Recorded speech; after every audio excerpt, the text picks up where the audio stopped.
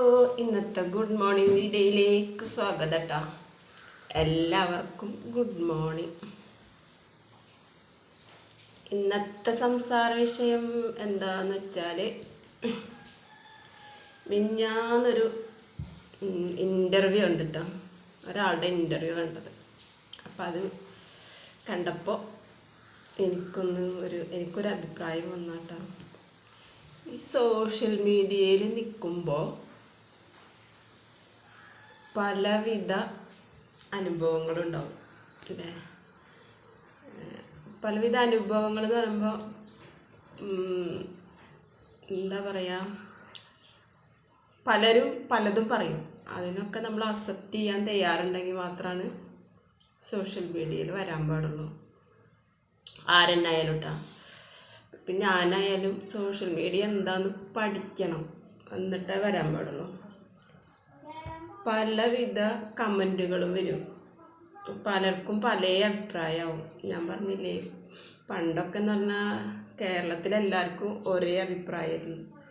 ചില ജില്ലകളിലൊക്കെ ചില ആചാരങ്ങളിൽ വ്യത്യാസം ഉണ്ടെങ്കിലും എല്ലാവരും ഒരേ അഭിപ്രായക്കാരായിരുന്നു. ഒരേ ശരിയിലൂടെ പോയിരുന്ന ആൾക്കാരാണ്.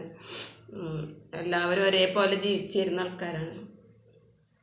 പക്ഷെ ഇന്നതല്ല, അവസ്ഥ അതല്ല. ഇന്ന് ഒരു വീട്ടിൽ 10 അംഗങ്ങളുണ്ടെങ്കിൽ 10 അംഗങ്ങൾക്കും 10 ശരികളാണ്, 10 ഇഷ്ടങ്ങളാണ്, 10 രൂപത്തിൽ ജീവിക്കുന്ന ആൾക്കാരാണ്. അങ്ങനെയൊക്കെയാണ്. അപ്പോൾ അതുകൊണ്ട് തന്നെ നമ്മളിപ്പോൾ ഒരു സോഷ്യൽ മീഡിയയിൽ വന്നു കഴിഞ്ഞാൽ ആര് വന്നാലും എന്തായാലും പലവിധ ബാഡ് കമൻറ്റും ഉണ്ടാവും, തെറി കമൻറ്റ് ഉണ്ടാവും, നല്ല കമൻറ്റ് ഉണ്ടാവും, എല്ലാം ഉണ്ടാവും. അതിനെ പറ്റുമ്പോൾ നമ്മൾ പൊട്ടിത്തെറിച്ചിട്ട് കാര്യമില്ല.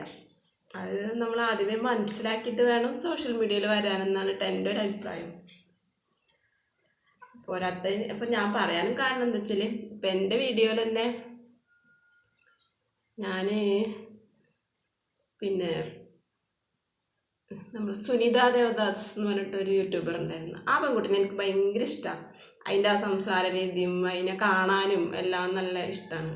അപ്പോൾ അത് അതിൻ്റെ വീഡിയോ കാണുമ്പോൾ ഞാൻ എപ്പോഴും അത് കാണാറുണ്ട്. അതിന് ഇന്ന് ലോക്കൽ കാര്യങ്ങളൊന്നല്ല അവൾ പറയുക, അവളൊക്കെ ആഭ്യന്തര കാര്യങ്ങൾ പറയാം. അതായത് മറ്റു രാജ്യങ്ങളെക്കുറിച്ചുള്ള അവിടുത്തെ മന്ത്രിസഭയെ കുറിച്ച്, അവരുടെ പ്രസിഡന്റുമാരെ കുറിച്ച്, അവിടുത്തെ നിയമങ്ങളെക്കുറിച്ച്, അതൊക്കെയാണ് അവൾ പറയുക. അപ്പോൾ അതൊക്കെ എനിക്ക് കേൾക്കാൻ ഭയങ്കര ഇഷ്ടം. അതിനെ പറ്റി നമുക്ക് അറിയില്ലല്ലോ, അപ്പോൾ ആരെങ്കിലൊക്കെ പറയുമ്പോഴേനെല്ലാം അറിയുള്ളൂ. അപ്പോൾ അത് അവളുടെ വീഡിയോ വന്നാൽ ഞാൻ കാണാം. അതിൻ്റെ ആ ഒരു വോയിസും അവളുടെ ആ ഒരു സംസാര രീതി, അവതരണ രീതി എന്നൊക്കെ പറയില്ല, അതൊക്കെ കാണുമ്പോൾ എനിക്ക് ഭയങ്കര ഇഷ്ടമാണ്. അപ്പം ഞാൻ അതിനെ പറ്റിയൊരു ചെറിയൊരു കൊച്ചു വീഡിയോ ഇട്ടുണ്ടായിരുന്നു. അതിൻ്റെ ചോട്ടിൽ വന്നിട്ടുള്ള തെറി കമൻറ്റ് കാണാം. പക്ഷെ ഞാനത് വായിക്കാറുണ്ട്. ജസ്റ്റ് അതൊക്കെ ഉണ്ടാവുമല്ലോ, അപ്പോൾ ജസ്റ്റ് ഒരു ലൈക്ക് അടിക്കുക, നീ മിടുക്കനാണെന്നൊക്കെ പറഞ്ഞിട്ട് ഞാനൊരൊക്കെ കമൻറ്റ് മറുപടിയും കൊടുക്കാറുണ്ട് കേട്ടോ. അപ്പോൾ പിന്നീട് ഇതേപോലെ വേറൊരു വീഡിയോ ഇട്ടപ്പോഴും ആ വീഡിയോനെ കുറിച്ചിട്ട് വീണ്ടും കമൻറ്റ് ഇട്ടിക്കണം, തെറി കമൻറ്റ് ഇട്ടിക്കണം. അത് ഇംഗ്ലീഷിൽ എഴുതിയിട്ടാണ് ഇട്ടിക്കണത്. അത് ഞാൻ കണ്ടില്ല, സത്യം പറഞ്ഞാൽ ഞാൻ കണ്ടില്ല. അപ്പോൾ എൻ്റെ ഒരു ഫ്രണ്ട് എൻ്റെ ഒരു സബ്സ്ക്രൈബർ അത് കണ്ടു തോന്നുന്നു. എന്നിട്ട് എന്നോട് പറഞ്ഞ് ഇങ്ങനെ ഒരു കമൻറ്റ് വന്നിട്ടുണ്ട്, ആളെ നിങ്ങൾക്ക് ബ്ലോക്ക് ഇട്ടൂടെ എന്ന് പറഞ്ഞിട്ട്. അപ്പോഴാണ് ഞാൻ ആ കമൻറ്റ് പോയി നോക്കിയ പച്ച തെറിയായിട്ട് ഇട്ടിക്കണ്. അപ്പോൾ ഞാൻ പിന്നെ അതിന് മറുപടി ഒന്നും ഞാനത് ഹൈഡ് ചെയ്ത് വെച്ച് കാണാത്ത പോലെ ആക്കി വെച്ച്. പിന്നെ ബ്ലോക്കാക്കാൻ നോക്കുമ്പോൾ പറ്റണില്ല. യൂട്യൂബിലൊക്കെ ഞാൻ എങ്ങനെ ബ്ലോക്ക് ഇടാന്നൊക്കെ ഇനി അതൊക്കെ ഒന്ന് സെർച്ച് ചെയ്ത് കണ്ടുപിടിച്ചിട്ട് വേണം. അപ്പോൾ ബ്ലോക്കാക്കാൻ പറ്റണില്ല. അപ്പോൾ ഞാൻ വിചാരിച്ചെന്താ, ഞാനതിന് മറുപടി ഒന്നും പറയാൻ പോയില്ല. കാരണം അതൊക്കെ അതൊക്കെ വരും, വരാതിരിക്കില്ല. അപ്പോൾ അതായിട്ട് ഞാൻ പറഞ്ഞു വരുന്നു. പിന്നെ ഞാൻ പറയാൻ വിചാരിച്ച വേറെ കാര്യമാണ്. അപ്പോൾ അത് പറയാൻ കാരണം ഉണ്ടായത്, യൂട്യൂബിലല്ല സോഷ്യൽ മീഡിയയിൽ നിൽക്കുന്ന ഒരാൾ ഈ ഇൻ്റർവ്യൂ കണ്ട്, ഞാൻ പറഞ്ഞില്ല, ഒരു ഇൻ്റർവ്യൂ കണ്ടതാണ് ഇപ്പോൾ പറയാൻ കാരണം. അപ്പോൾ ആ ഇൻ്റർവ്യൂവിൽ അവൾ പറയുന്നുണ്ട്, അവളെ കാർന്നൂര്, അവളെ വീട്ടിലെ അവളെ നാഥൻ പറഞ്ഞത്ര, നമുക്ക് രണ്ടാൾക്കും മരിച്ചാൽ എടുക്കാൻ കുറച്ച് സ്ഥലം അവിടെ ബാക്കി നീക്കിയിട്ടോ എന്ന് പറഞ്ഞു. അവളെ കുടുംബനാഥൻ അങ്ങനെ പറഞ്ഞു. അതാണ് പറയുന്നത് അവള്. അപ്പം ഞാൻ ചോദിക്കുന്നത്, എന്തിന്? എന്താ അതിൻ്റെ ആവശ്യം?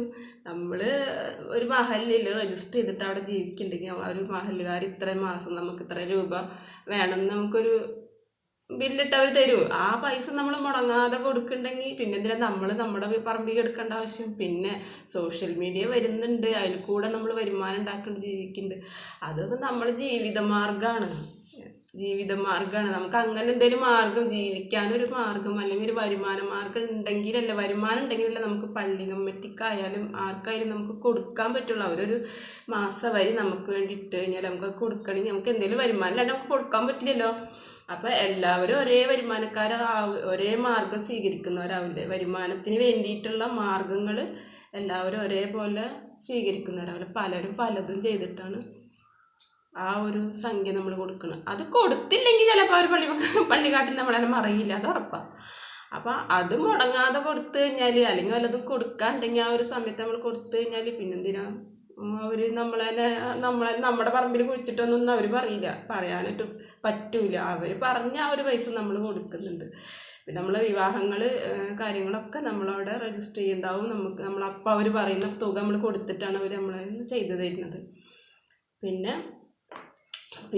എൻ്റെ ഉപ്പ പറയുന്നു, എൻ്റെ ഉപ്പ അന്നൊക്കെ പറയുമ്പോൾ ഞങ്ങൾക്ക് ദേഷ്യമാട്ടോ, ഇക്കൊക്കെ ദേഷ്യം വന്നിരുന്നു. പക്ഷേ ഇപ്പോൾ ഇന്നത്തെ ഈ സാഹചര്യങ്ങളും അനുഭവങ്ങളൊക്കെ വരുമ്പോൾ അതൊക്കെ ശരിയാണെന്ന് തോന്നി തുടങ്ങിയിട്ടുണ്ട്. ഈ കാരണന്മാർ ചെല്ലണ വാക്കുകൾ മുതുനെല്ലിക്ക പോലെയാണെന്ന് പറയില്ലേ? അപ്പോൾ അതുപോലെ അന്നൊക്കെ കേൾക്കുമ്പോൾ ഭയങ്കര കയ്പും ചവർപ്പൊക്കെ തന്നെയായിരുന്നു. ഇപ്പോൾ ഇത് ആലോചിക്കുമ്പോൾ അത് മധുരിക്കുന്നുണ്ട്.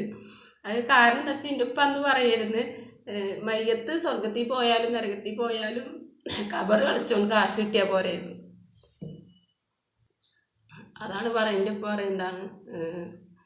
പിന്നെ മയ്യത്ത് സ്വർഗത്തിൽ പോയാലും നരകത്തിൽ പോയാലും കബർ കളിച്ചോണ്ട് കാവെന്ന് അറിയേണ്ട ആവശ്യമില്ല, അവന് ആ പൈസ കിട്ടിയാൽ പോരെയെന്ന്. അത് സത്യമല്ലേ?